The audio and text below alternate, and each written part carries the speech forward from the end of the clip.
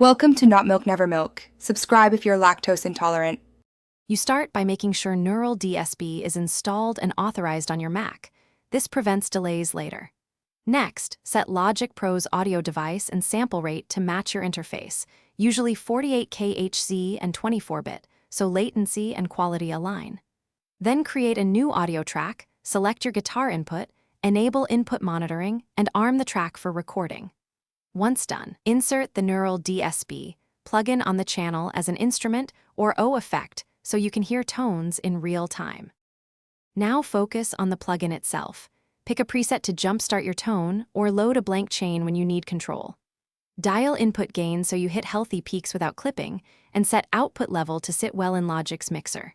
Once you have a core amp and cab, tweak mic placement or impulses, then add effects like drive, delay, and reverb. Also, use sends or aux tracks for parallel processing. This preserves clarity and lets you automate effects without reloading the plugin. When you record, decide whether to capture the wet signal with the Neural Dsp tone or record dry for later reamping. Freezing track saves CPU and preserves plugin settings. After performance, use bounce in place or export stems.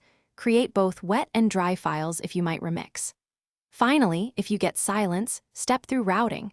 Confirm track input, plugin inserted on the correct channel, plugin authorization, and that buffer size isn't 0. Also try resetting the I/O.